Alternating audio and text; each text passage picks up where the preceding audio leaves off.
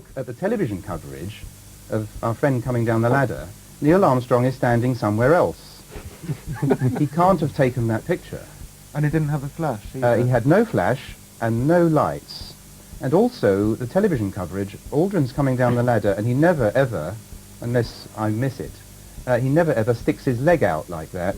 He comes down the ladder with 2 feet more or less next to one another at every rung. Okay. Now, the interesting thing is there are a set of pictures.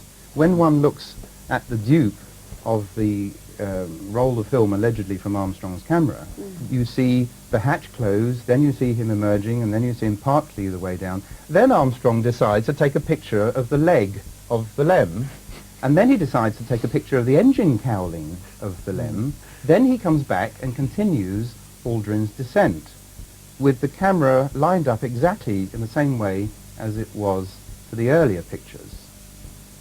And he's still not standing in the right place, and in the television coverage he doesn't move. And we also have to say that's very talented because you haven't got a viewfinder.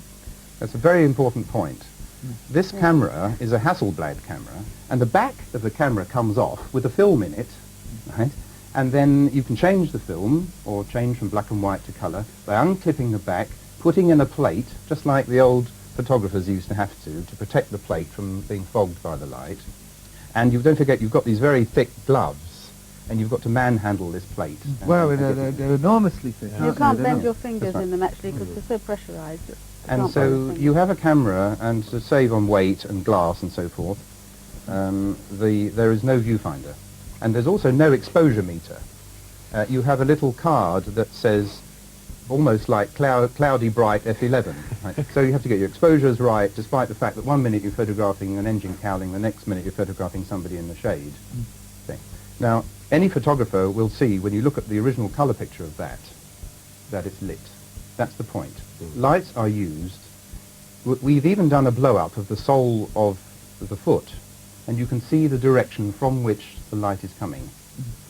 So, Marcus, what David's saying is that the film and the photographs obviously were taken separately, which would seem strange in itself. Why would, even if it was faked in a television studio, why wouldn't there be somebody taking photographs as the film was being made? It's probably unlikely that anybody at the time that the film, the TV film, the cine film, and the still films were taken, that anybody, don't forget we're talking in the summer of 1969, when these would have been done, that anybody thought that 25, 30 years later, that somebody would have sat down and gone through, totally unemotionally, because we're talking about one of the great events of civilization, landing on the moon. I stayed up and watched it. A lot of people watched it. We really felt proud that this had been achieved. And we didn't question it. The evidence was in front of us. There they were, the photographs. We'd heard about the moon rock that was going to be on show in the Science Museum. We'd seen the astronauts come back. We'd seen the president greet them. You don't fake something like that, do you? Of course not. This is 1969. The world got a lot more cynical since then. And you don't think they were doing such as Matthew says, there are reasons why it was so important for America to be seen to be successful in space. Because Russia, though Russia had beaten America into space in the first place by getting Sputnik up there, by getting the first man up there, America's pride was severely dented. Kennedy comes out with his great challenge to land a man on the moon and return him safely to the Earth by the end of the decade. And they did it. And America was proud. America was the leading country. But now supposing during the time that they were looking at how to get a man to the moon, the scientists came to the conclusion that it was actually impossible, that there were too many obstacles to overcome within the time frame. The radiation, which I think has been overlooked as a major obstacle. Sure, you can put satellites and craft up there that are not organic. You start putting organic matter, i.e. people, up there, and you've got a completely different ball game. Yes, you can put man up there, but you've got to have 6 foot of lead shielding, and that wasn't there. So if they then got the idea, well, we're going to have to show that we did it for political reasons.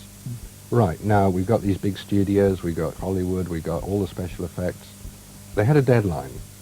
This was the date. The rocket had gone up. They had to get there 3 days later. They had to land. They had to have the television transmissions. Then they had to come back 3 days after that. And just the fact of coming back from the moon is a major problem, major technical problem to get through the little window. It's only 40 miles wide that you have to get your spacecraft to. Right angle. At the right angle. If it's too shallow, it bounces off and you orbit the sun forever. If it's too steep, you burn up. Little cinders picked up out of the Pacific. Not a good idea when the president's waiting. So you've got this whole pressure to produce a convincing scenario. I believed it. At the time, most people believed it. The main point we want to get across is that we feel that this is intentional. We don't think that this is sloppiness. We think that this work was done under the eyes or under the nose of NASA. That they would have seen the pictures. You don't think NASA is going to willingly publish this picture if they know it to be phony or if they know there's something wrong with it. They probably thought, oh, it's a good picture of Aldrin coming down the ladder. They aren't experts. You don't have a dog and bark as well. So if you've got your photographic experts taking the pictures, all that you're going to do is approve it.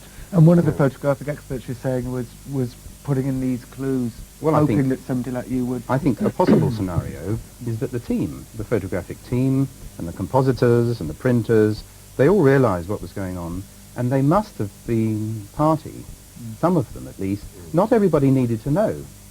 So deliberate that they'd actually say to the person playing Buzz Aldrin, assuming Yes. that is the real Buzz Aldrin, Yes. Good point. I think stick your leg there's out. no way, yes, and make sure that the lighting hitting the boot is directional, and just as with your shoe, there's a tread, and you can see by analysing the tread exactly where the light is positioned.